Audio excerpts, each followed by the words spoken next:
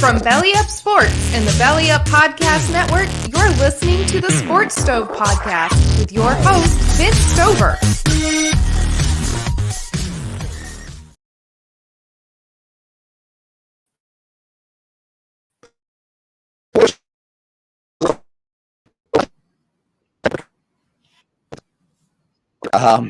Joining me as he normally does is my dad, Dale Stover. Dad, how you doing? Doing good, doing good.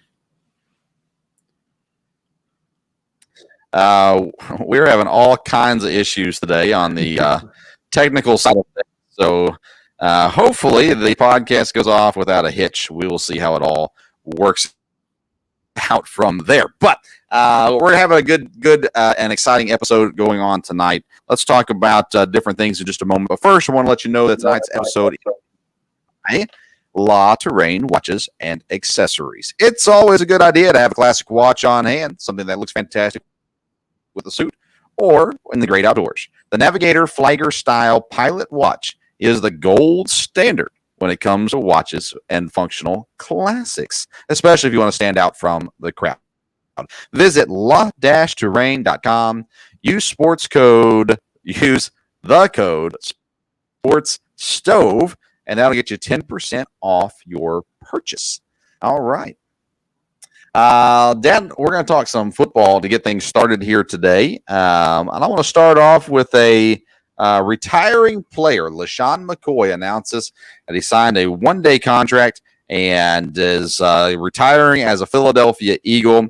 When you look at LeSean McCoy, I think immediately of fantasy football and the role that he played on fantasy teams for many years. Had a great career in Philadelphia. He had a couple of years in Buffalo and here and there. I think he was with Kansas City once maybe or something. I don't remember where all he was, but nonetheless, Shady McCoy is announcing his retirement, and just another one of those players from days gone by that was great at one time that kind of just faded off and ended his career with no one really paying much attention to him. Your thoughts on LeSean McCoy and his retirement? Well, he was, like I said, he was a very good player, and kind of the last few years, he'd be one of the main running backs, probably the last 10 years or so. There was a time, like you said, definitely in fantasy football, he was a guy you wanted to have. And I'm glad these guys can go back and retire with a team that they kind of really identify with. And definitely an Eagle is what you think of with him. And it'd be interesting to see, in a few years where he gets talked in the Hall of Fame. Yeah, that will be an interesting discussion because he had a point in his career where he looked like he would be a no doubt Hall of Famer, but I'm not sure how things ended, if it will continue to be that way or not. Speaking of future Hall of Famers, Isaiah Wilson. He was the first-round draft pick from the Tennessee Titans. He hasn't played a snap or maybe 3 snaps in Tennessee. Got cut. He refused to come in on time. He was really a horrible professional. He went to Miami, kind of. Got signed after he got cut by Tennessee, or maybe they traded for him, and then they cut him as well before he did anything for them. Now he gets signed to the practice squad of the New York Giants. Dad, when you look at these guys that have talent and potential, but they don't know how to be an adult, a lot of times, unless they're really, really good, they don't get a whole lot of opportunities. This will be his third opportunity. What are the chances Isaiah Wilson has grown up a little bit over the last couple months? Well, I think that'll be the big issue. And his history, it definitely doesn't look good. And he's going to New York. That's not probably a great place for a guy that has some of the troubles that he had either. So we will see. I'm a little surprised. Again, raw talent, he looked good. So I guess somebody makes sense, put him on the practice squad and see. But again, how's he going to do on the practice squad with that mindset? I wouldn't think he'll last very long there either. But, it's good to have a guy have another chance. And, boy, it'd really be something if he ever turned around.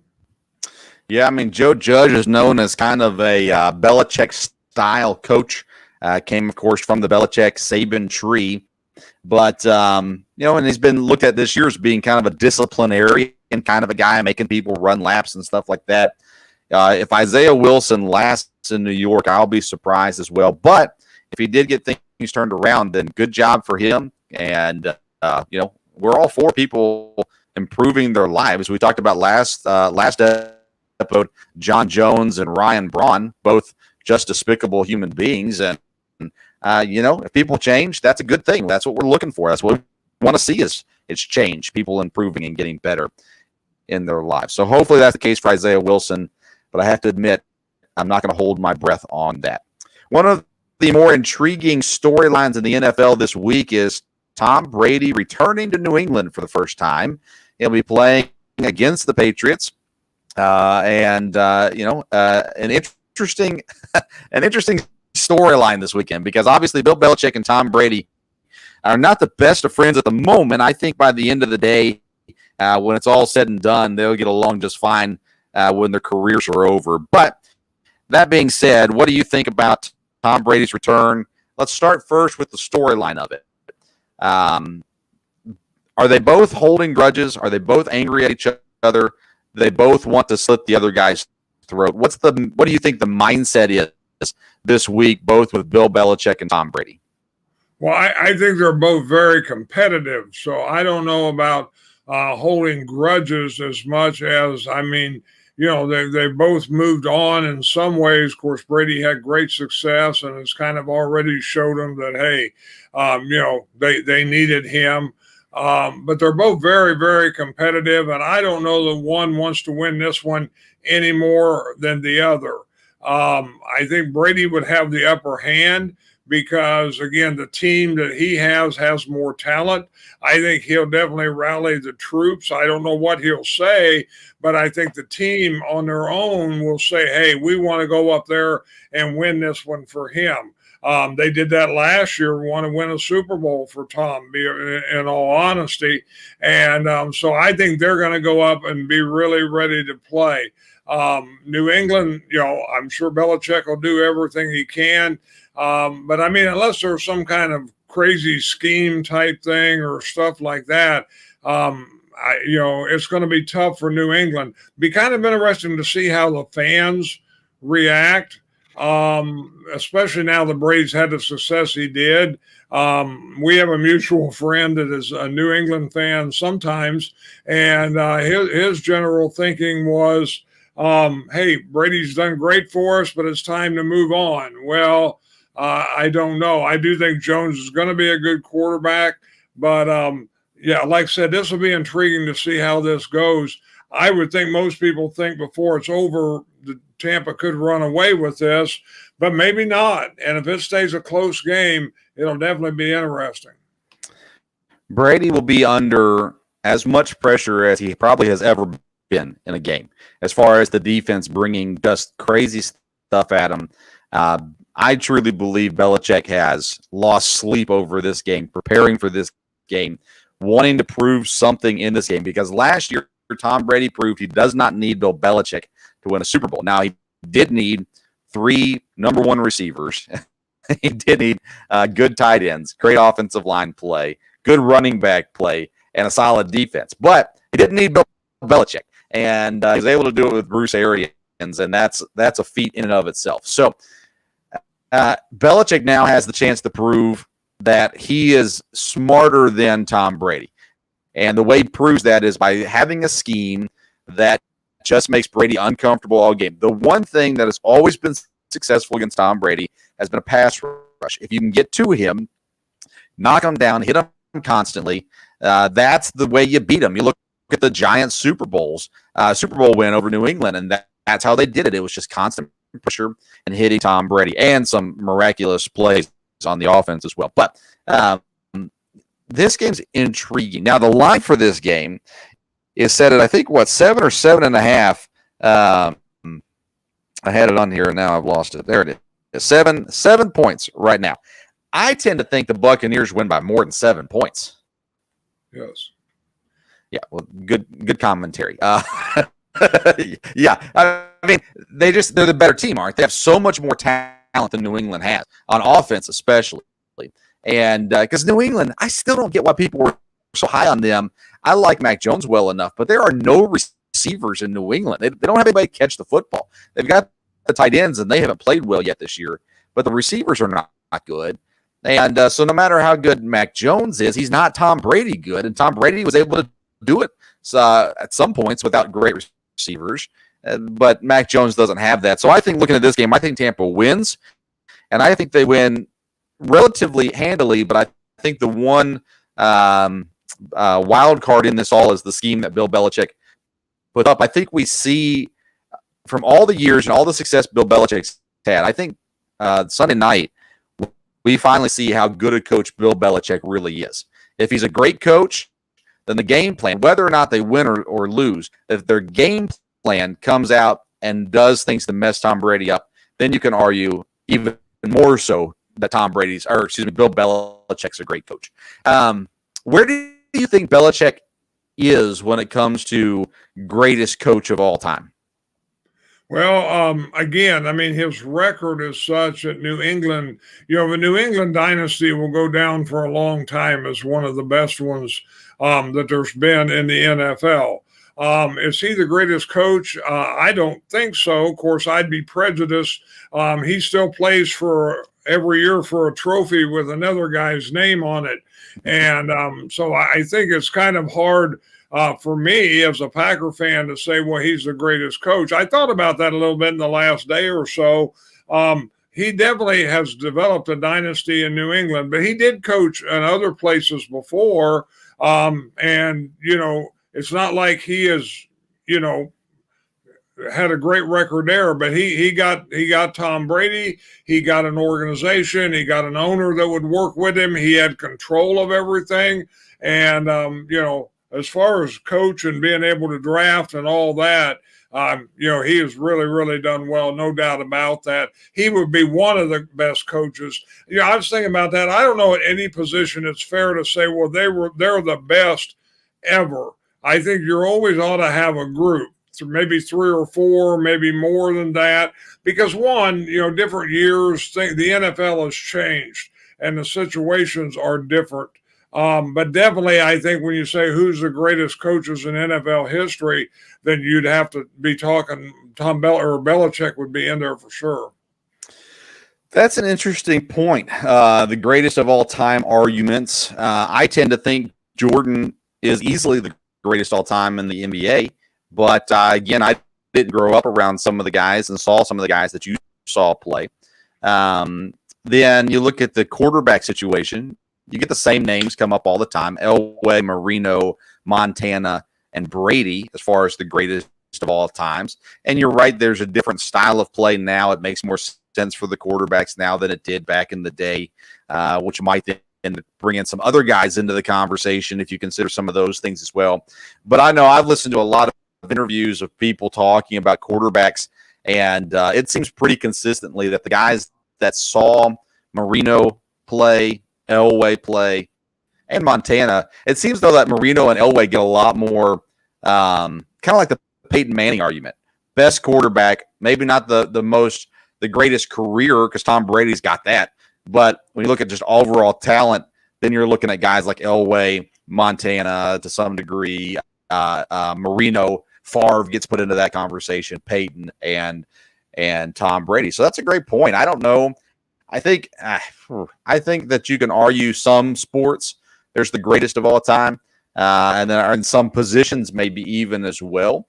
But when it comes down to it, because you look at greatest receiver of all time, that might be Calvin Johnson. It might be Randy Moss. But most people are going to say Jerry Rice. But Jerry Rice played with 2 Hall of Fame quarterbacks. Is that fair? I mean, compared to the other receivers. And so, obviously the situation plays a big role at the time. The era plays a big role as well. So that's an interesting thought. I would assume you'd put Belichick definitely, in that top tier of coaches. Lombardi definitely has a history there. Tom Landry had some stuff. Don Shula, of course, went undefeated. That's only 1 year, but he had good teams as well. Several other coaches throughout the history of the NFL as well. So that's a fun conversation we'll bring back at some point and talk more about. Let's dive into the football games this week. Other than Tom Brady's return to New England, there are some interesting games, some games that no one's going to be able to take their eyes off of, like, for instance, the Chicago Bears and the Detroit Lions. That's going to be a car crash, isn't it? You're going to be so ugly, you're not going to be able to stop looking at it. Chicago's at home. We do not know, at least the last time I checked, who the starting quarterback is going to be in Chicago this week. Dad, I look at this game. I was actually just on local radio right before we came on the air here talking about this game, and I think Detroit might be the better team against Chicago. What do you think about that? Well, I think this is a chance for Detroit to, salvage their season. I mean, they'll have to win some division games. I think they could. Because again, I think the Bears are in a little more trouble organizationally.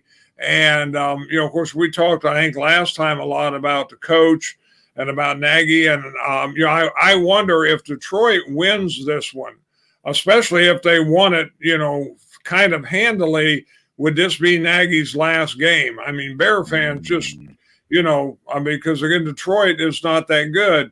Now, the coach, the jury's still out on the Detroit coach, on Campbell.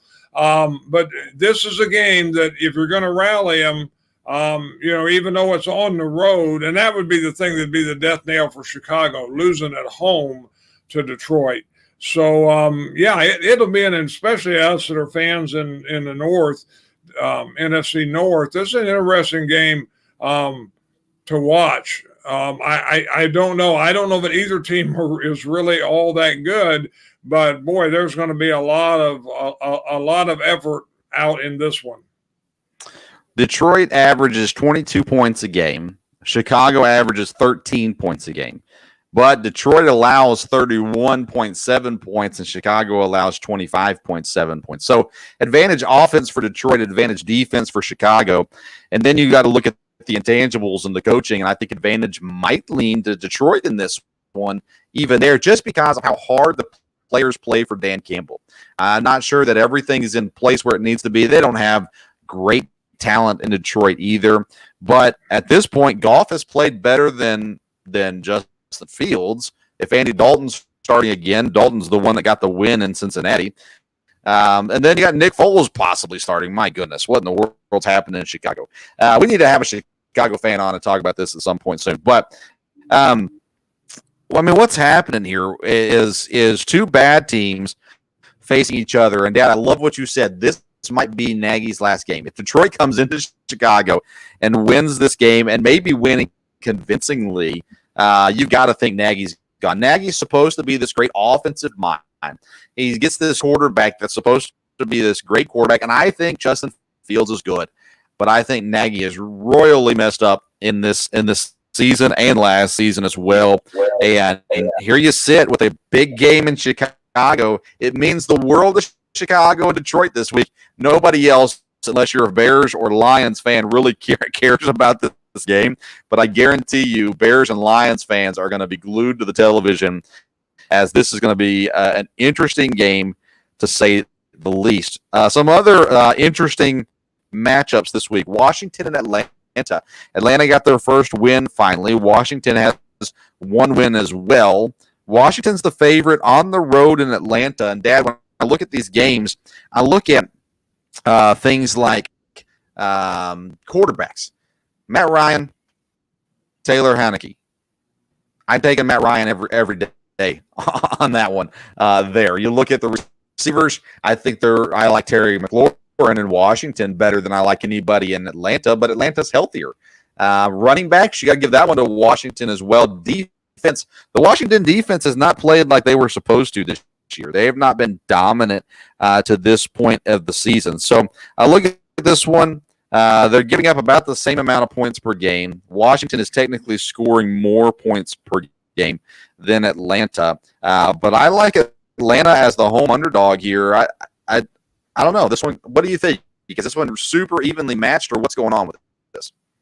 This will be an interesting game, I think, in some ways, outside of, like you said, about the Bears and Lions, outside of fans for these teams. I don't think this is one you're going to pay a whole lot of attention to, but it could be big for the two teams involved. Either one that wins, it could kind of catapult them in a little bit because, again, Washington is in a division where they'd have a chance to win a few. And really, I think we're surprised they haven't played better than they played. And, Atlanta might be better than they looked early.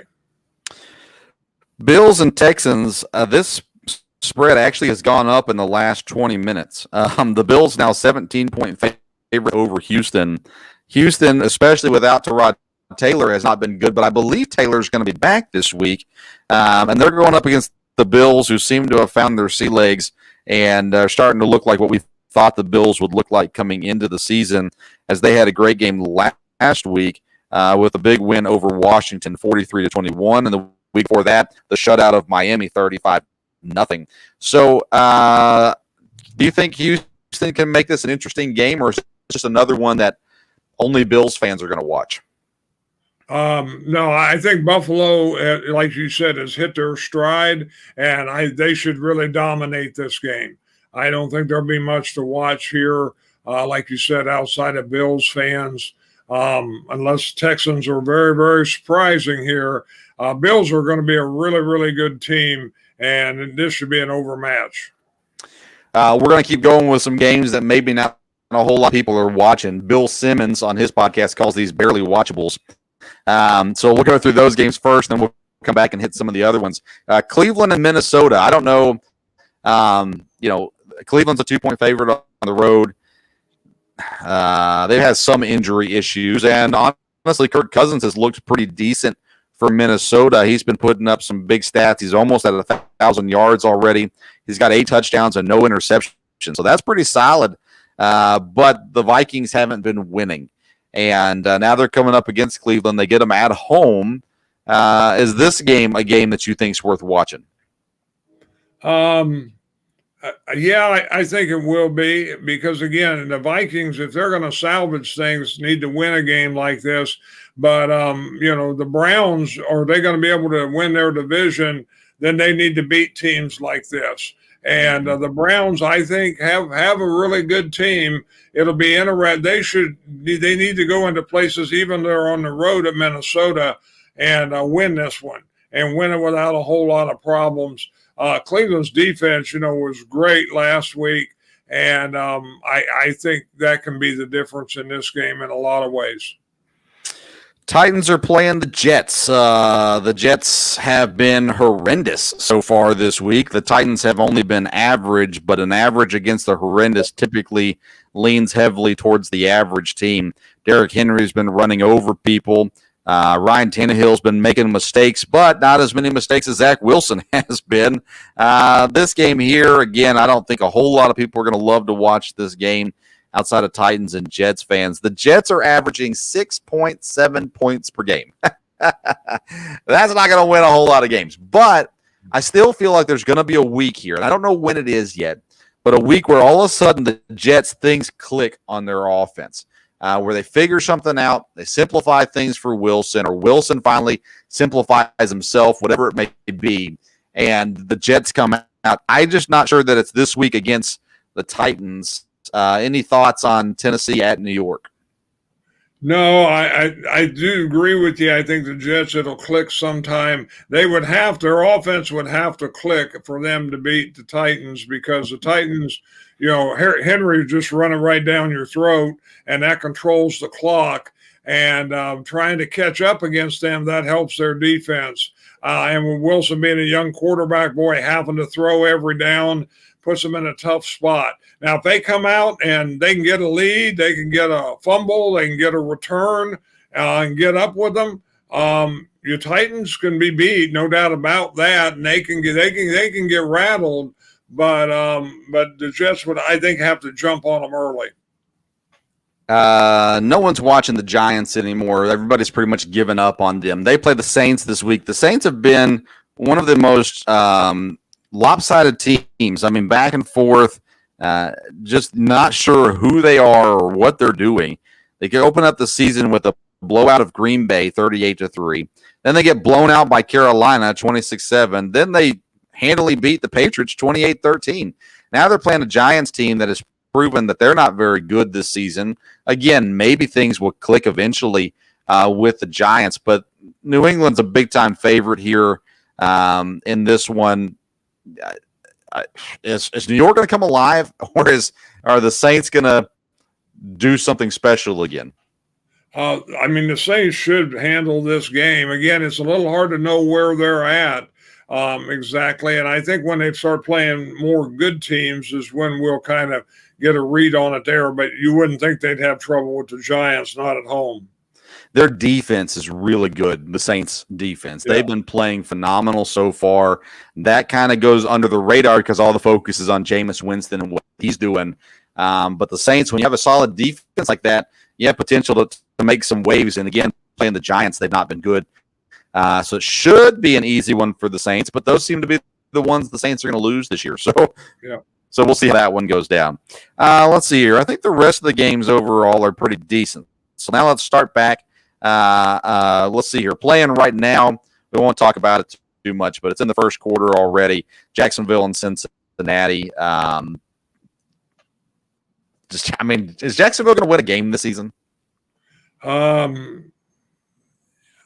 I would like to hope they would, but they're going to have to. We're going to have to see. They're going to have to be able to be somewhat competitive with some teams before we see that. But I don't think they'll get their win tonight.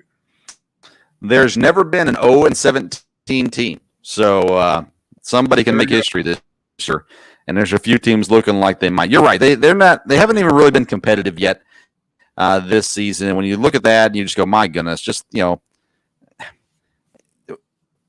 I expected them to look decent. They got absolutely torched by the Texans. They got beat by 10 against Denver. They got beat by 12 against the Cardinals. And the Cardinals are a good team. The Broncos have been good so far. The Texans have not been. And it doesn't get a whole lot easier for the Jaguars moving forward either. They got a pretty tough schedule. So they're going to get their first win. Now's as good a time as ever to do it. You're right. I don't think it's coming against Cincinnati. Let's see here. How about Carolina, Dallas? What's your thoughts on that game? Again, is Carolina for real? I think they are. Their defense is going to have to play real well because they are on the road here. Again, we both kind of like their coach, and I think this will be an interesting coaching battle.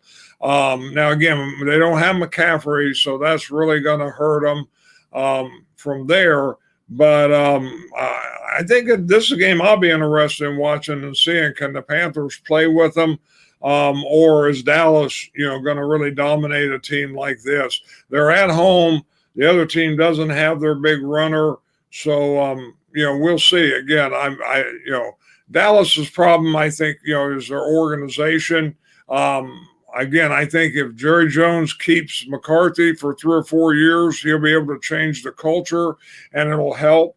But right now, I don't think he probably has a great handle on it with the team. Dak Prescott seems to be a very good quarterback. They've got some real talent at receivers. They've got a running back that's really good, but, he's an interesting case, no doubt about that. They got players now that are, bribing the drug tester. It's just not a good, to me, it's just not a great situation. But we'll see. It'll be interesting to see how the Panthers play from there. Panthers made a trade this week with Jacksonville. They bring in C.J. Henderson, the young cornerback, which will help them considering that J.C. Horn, is on the injured reserve. They've got a safety out as well. So they've got some key spots open on defense that they're trying to fill, which I think is wise. You look at the other side and you look at Dallas. I've tried to tell you, you still don't believe me, but Dallas is a legit team this year. They've got a better defense than they had last year. The offense is absolutely phenomenal as long as Dak Prescott is healthy. And at this point, he has been. He's got 878 yards passing, 6 touchdowns, and 2 interceptions. Ezekiel Elliott seems to finally be coming along after it looked like Tony Pollard was going to steal his job. And they've got 3 receivers that any team would gladly take on their team that are just really, really good receivers. I like Carolina a lot. I don't think Carolina is a threat as far as legit Super Bowl contending team. I think Dallas is a contending team this year.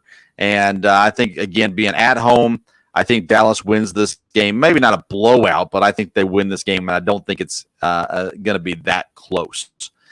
Disappointing teams so far this season, Indianapolis and Miami. I'm interested in this game. I don't know if everybody else is or not. Jacoby Brissett playing Indianapolis, and he'll get the start this week. Carson Wentz, the plan is for him to start right now as well, although he's still technically questionable. Indianapolis has to get on the win column at some point, but is it going to be this week against Miami? I don't know. Miami's at home, and people had some high hopes for Miami early, so I think this is a game that they've got to be ready to play, and in many ways they got to win. Yeah, I think you're right. Whichever team loses this game, and there's going to be a lot of chatter about the changes that need to be made on the team, whether it be coaching staff, whether it be quarterback, whether it means something different, I don't know. But, whoever loses this one, it's going to get ugly fast from their fan base, as it's already been pretty ugly to this point, probably as well. Kansas City and Philadelphia, it's usually a fun Andy Reid returning and those kinds of things. But Andy Reid, of course, was sick this last week. Haven't seen a whole lot on him yet this week. But Kansas City's the better team. They desperately need a win after losing 2 straight. Philadelphia has not really been able to prove that they can do much of anything outside of possibly run the football. Does this one get ugly fast, or does Philadelphia do some surprising and stay in this game? You would think the Chiefs would come out really rolling on this. The idea that they'd lose 3 in a row, boy, that'd be hard to believe. And again, I think Mahomes, is a really exceptional quarterback. I think he's got good leadership. So I would think Kansas City will really come out on fire after him. Maybe the game I'm most interested in this week is the Los Angeles Rams and the Arizona Cardinals. The Rams hosting this game. Most people are not going to see this game on television because of the way it's time slotted right now. It'll be Green Bay and the Steelers on most people's television in the afternoon. So Arizona and Los Angeles, though, to me, 2 of the most entertaining teams in the league right now. The Cardinals, incredibly talented and gifted, but I question their coaching. And can he win the big games? The Rams, though, are in with Stafford, and he's been great so far this season. Can the Cardinals surprise the Rams here, or do you think maybe the Cardinals should be the favorites in this game? I think the Cardinals can. I think the Cardinals are a good team, and I think they could surprise them. I think the Rams are very good, but are they, the dominant team in the NFC? This game will go a little bit of the ways to show that. And again, the Rams are at home. Got the great stadium, the great fan base there. But the Cardinals are good, and it'll be interesting to see. The Rams, got a really good defense. But Murray's really hard to stop, and he's got some weapons. So I think this will be one of the more interesting games of the weekend. This could go a little ways in determining the MVP of the season, honestly. Kyler Murray has over 1,000 yards passing already, 7 touchdowns, 4 interceptions, and, of course, he's got the mobility as well. But before the season started, I said Matt Stafford is a legit MVP candidate. He's got 942 yards, 9 touchdowns, only 1 interception so far. Cooper Kupp's been his main guy with 5 touchdowns there as well. The leading receiver in yards for Arizona is Christian Kirk, the 4th string wide receiver. They are deep, Arizona is. They got a lot of talent there as well. I think it's going to be a great game. I'll get to my pick, as I actually have this in my pick 6, I believe, here in just a few minutes. But I think that's the game. If I could just turn on a game and watch it, that's the game I would watch this weekend. San Francisco hosts Seattle. San Francisco, a small favorite at home. Seattle 1-2. 49ers coming off a last-second loss to Green Bay.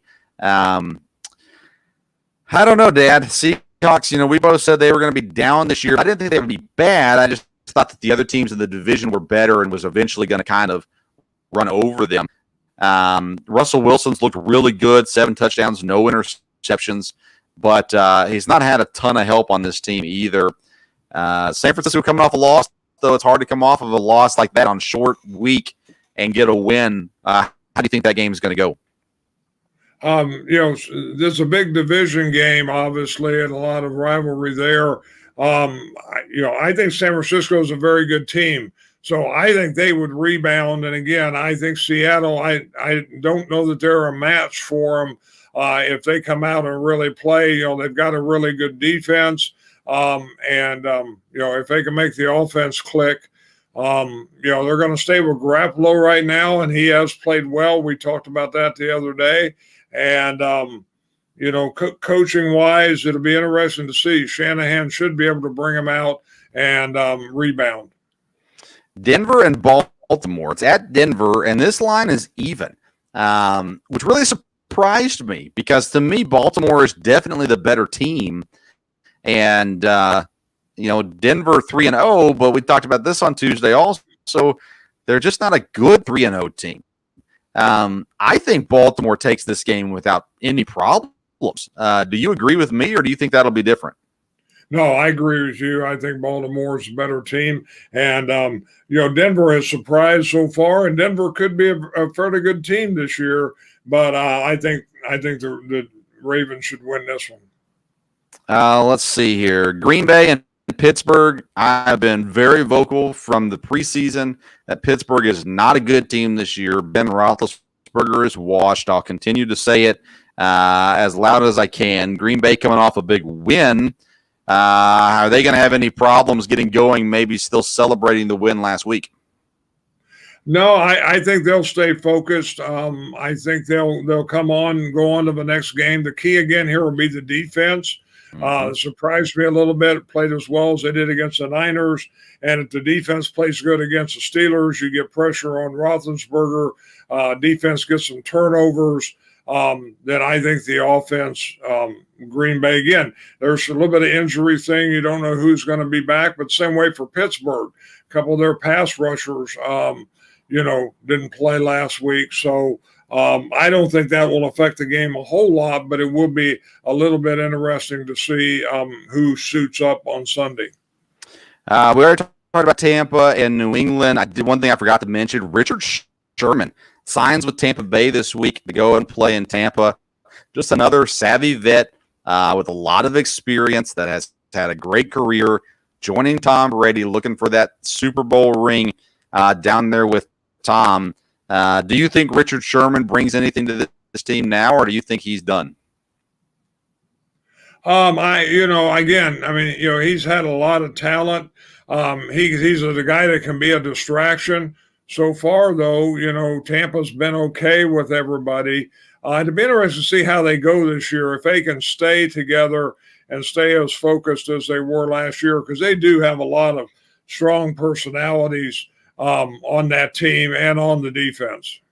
Yeah, and I think Tom plays a big role in keeping that team together. Sherman has never been the most athletic guy, but he's always been one of the more talented guys, and I think he adds something interesting to the team at the very least there as well. Monday night is the Las Vegas Raiders against the Chargers. The Chargers 2-1, but they haven't looked great. They are the favorite in this game, being that it's in LA, but Carr has been phenomenal so far for Vegas, and Vegas has been an impressive team. Carr has over 1,200 yards already on the season, 6 touchdowns, 2 interceptions, 237 yards have gone to Henry Ruggs III. Herbert, on the other hand, he's almost to 1,000 yards, 6 touchdowns, 3 interceptions, and Mike Williams, their leading receiver, 295 yards, 4 touchdowns. I think this is an entertaining game. It's the first Monday night game without Peyton and Eli. So if you want to watch it, you're going to have to listen to the regular crew. But I think this is a good game. This, to me, the second best game on the schedule behind Los Angeles Rams and Arizona. Yeah, I agree with you. I think this is going to be a good game to watch. And it'll be interesting, the Raiders, are they going to be able to stay undefeated? The Chargers, I think have a very good team, and they are at home. They've got a defense. So it'll be interesting. Of course, that the Raiders know how to scheme for people too. And, This should just be a very good game and probably a very entertaining game. All right, let's get to our pick sixes. Last week was a rough week. I only got one right. Did you have 3 right or 2 right? I forget now. I had three right. Okay, I thought you were going to say 6, but okay. So let's look at our picks for this week and what we've got going on. This week, Dad, a lot of really big spreads this week, which makes it hard, in my opinion, to pick games according to the spread, just because when you get those big numbers, it kind of scares me off a little bit. But who are the 6 games that you've picked this week? All right, I'm going to take San Francisco to cover over Seattle, Green Bay to cover over Pittsburgh, Miami over Indianapolis, cover there, Cleveland to cover over Minnesota, and then Baltimore, but they're even now, but I'll take Baltimore over Denver. Okay. And then just to make you happy, I'll take Carolina and the points against Dallas. I'm not sure they'll win, but I'm not sure Dallas will blow them out, and it may be within a field goal. But we'll see if they continue to be one of your Super Bowl favorites. Yeah, again, contenders. There's a difference between contender and favorite. But, yes, I think they're really good. And I think Carolina's good, too. I think Dallas is too good in this game at home. I as well picked Cleveland. They're -2 favorites over Minnesota.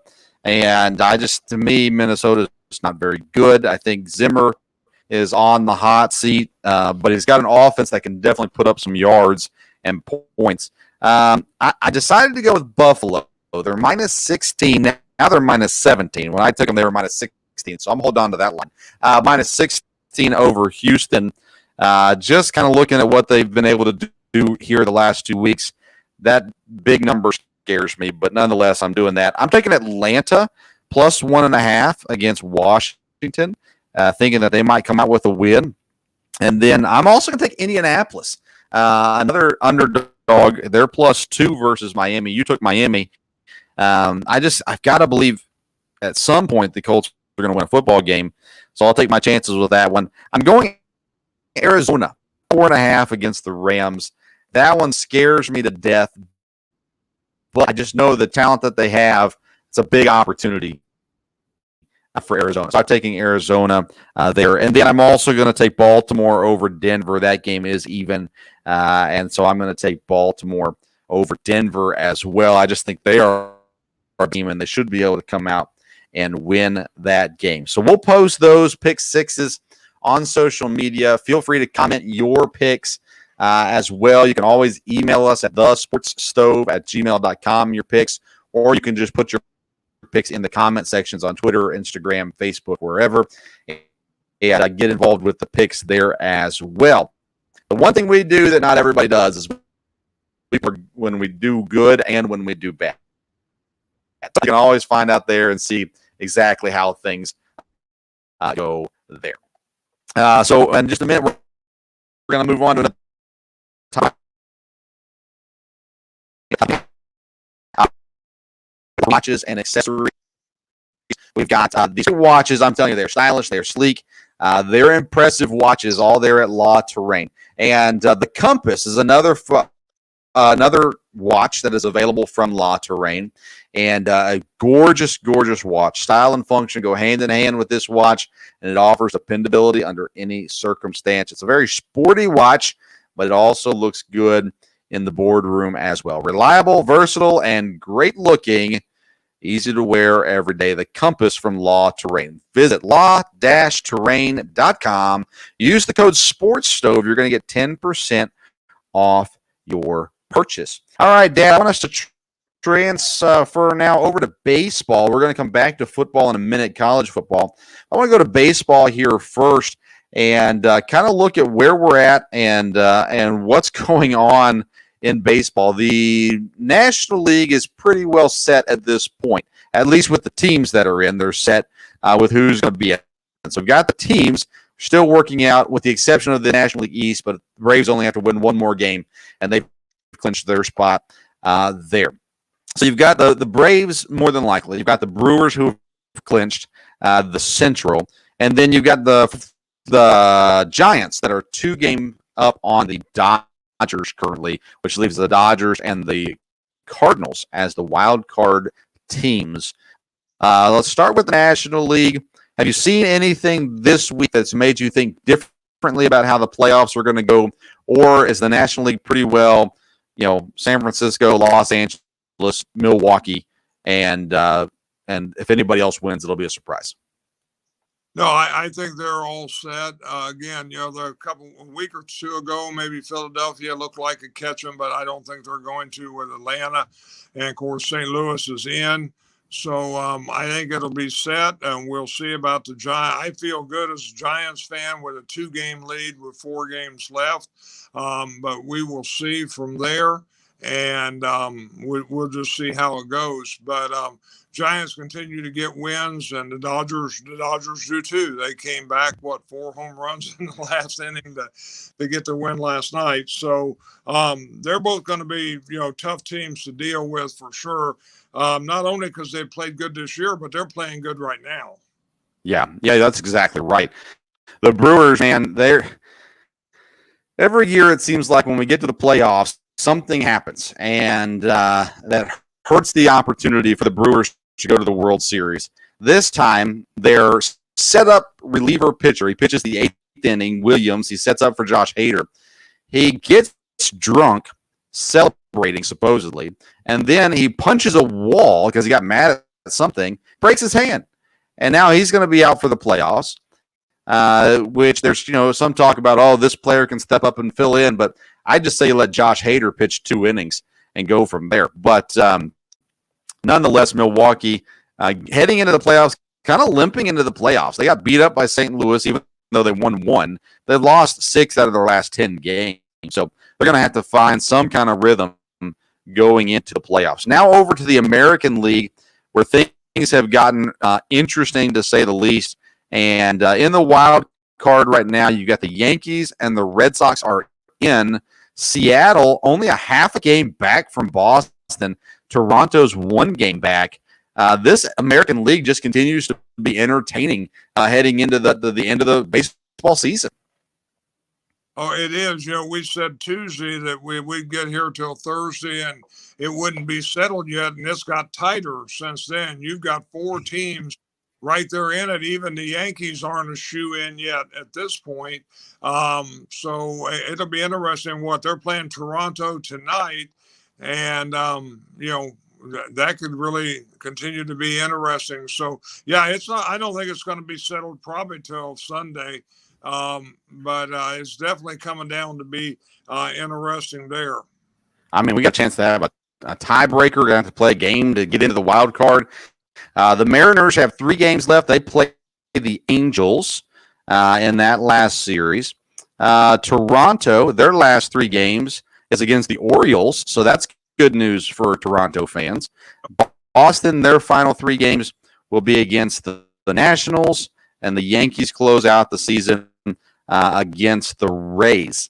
So the Yankees have the hardest series coming into the final stretch. Of course, like you said, they are playing tonight.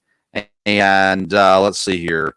All these daggum hockey scores nobody cares about. Dodgers are playing down at the Dodgers. The Yankees, you said they're playing the Blue Jays. They're tied 1-1 as we're recording this in the bottom of the 5th. So let's see here. Yeah, so it's interesting right now. The Red Sox are playing the Orioles, and they're losing currently in the 6th inning. That's exciting. So there's a lot of fun things happening right now, to say the least, and we'll see how it all shakes out here in the wild card. My hope is that we'll get a guest on to talk more baseball and the playoffs. Of course, our next live episode, by the way, won't be till Thursday. We are no longer doing the Tuesday night episode. So our next live episode will be on Thursday night, but we'll be talking baseball there and different things going on. Dad, if you had to predict right now who the 2 wild cards teams are going to be in the American League, we've talked about it a lot. I thought New York and Toronto were the best options, but Seattle's been climbing here. What would be your predictions here when we get to the end of the weekend of who's left standing in the American League? Well, when you just gave the schedules of who they're playing, I would think the Yankees could fall out of this. From there, a lot of it will depend on that game tonight. If they win, then that gives them a little bit of a cushion going in against Tampa. I think Seattle has really played hot, and I think they're a team that could get in. Definitely from there, it'd be interesting to see Seattle and Toronto be the two teams that jumped up and get in. But it's really wide open. You said Toronto plays Baltimore, right? So Toronto plays, Baltimore. Yeah, that's a help. But again, Boston, plays Washington. So, it's going to come right down. And you may be right. There may be a playoff to get into this, and it could be, I guess, a couple games if three teams tied at the end there, and may very well be looking at that. And this just continues to cap off what I think's been the best baseball season we've had in a really long time. Just a great year for the Major League Baseball, in my opinion. Let's quickly cover some college football as we're getting close on time here and almost to the end of the episode. But college football this week, there's some interesting games being played in the top 25. Let's start with Ole Miss and Alabama. Lane Kiffin, he's a character, and he's an entertaining character. But I feel like this is the kind of game where Nick Saban goes to his team and saying, we are not going to look foolish against this guy. And they're just going to come out and dominate. But Ole Miss's offense has been phenomenal this year. How close do you think this game is? I would think Alabama will win by a couple touchdowns when it's all over at the end. But again, Ole Miss, Kiffin will definitely have everybody fired up from there. Just talent-wise, Alabama looks so good. I would think Alabama will win. Two top 10 teams playing this week, Georgia versus Arkansas. Georgia's ranked second. Arkansas's ranked 8th. Georgia's an 18-point favorite at home against Arkansas. Sam Pittman's got his Razorbacks playing pretty solid football this year. Do you think they have a chance to upset the Bulldogs? Well, I think, again, if they are going to be for real, then this is a game that they're going to win. It's going to be hard to go into Georgia and do that. I think Georgia's a very good team, and I think Arkansas is going to start to stumble probably this week, even though I'd be all for the Hogs. Interesting. Yeah, I don't know. I don't have – Georgia's a team that I've got to see them do it for a whole season to actually believe in them. I'm not going to believe in them until they've won. So Arkansas is a team that I don't expect to win this game. I don't think it's going to be an 18-point game, though. I think Arkansas can keep it closer than that.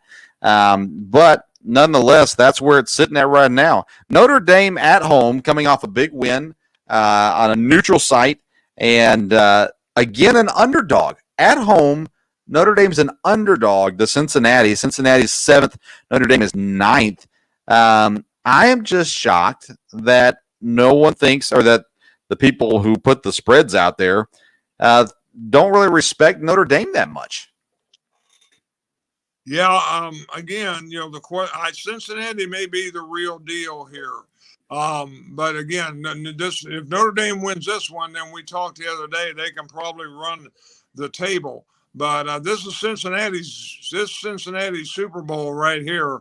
If they're going to, because they're probably going to win the rest of the season too, and this would be the signature win that they need, to have any shot at getting in the playoff.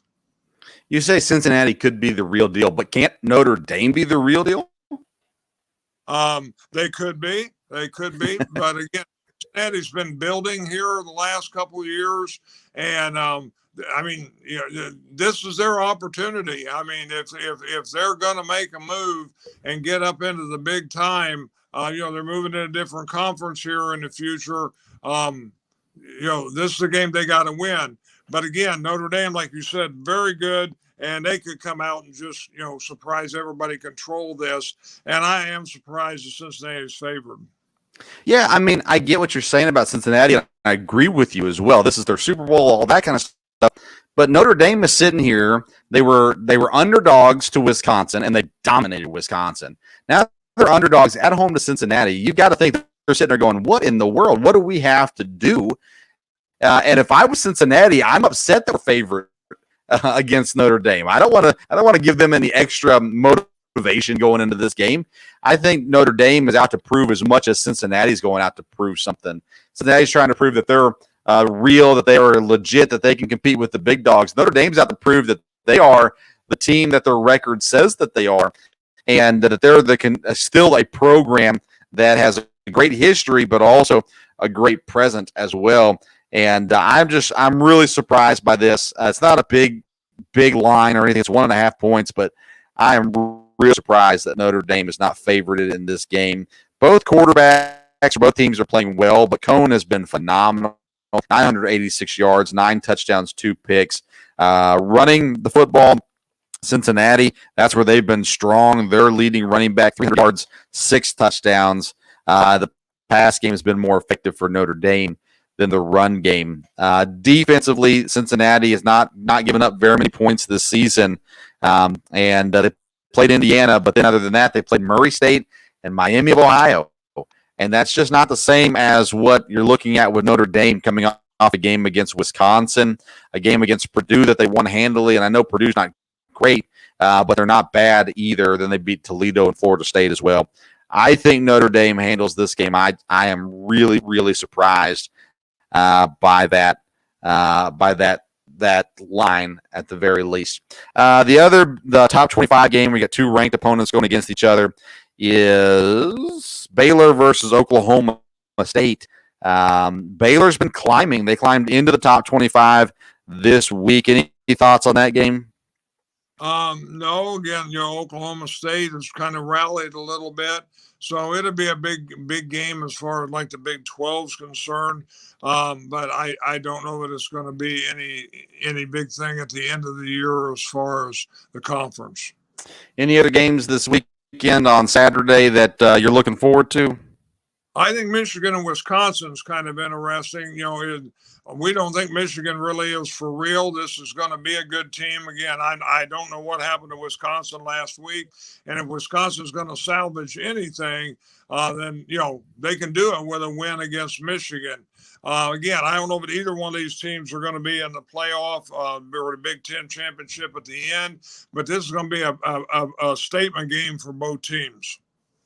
Yeah, I like that one. I like LSU at home against Auburn, and I also like Arizona State on the road against UCLA. Big games coming up this weekend in college football. I'll be covering EKU versus Tarleton State down in Richmond, Kentucky. You can follow along on Twitter at SportsStove if you'd like to follow along with that game there as well. We've got new local hour coming out next Wednesday. Like I said, we are not recording again on Tuesday, so our next live episode will be on Thursday night. And, of course, we'll have the episode on Wednesday morning for you, the local hour as well. We are all out of time. Thank you for those listening on Unhinged Radio for tuning in with us here. Thank you for everyone who joined us live and everyone who listens to the podcast. Thank you. The month of September has been our largest month yet as far as listenership. So we thank you so much for your support and for your help.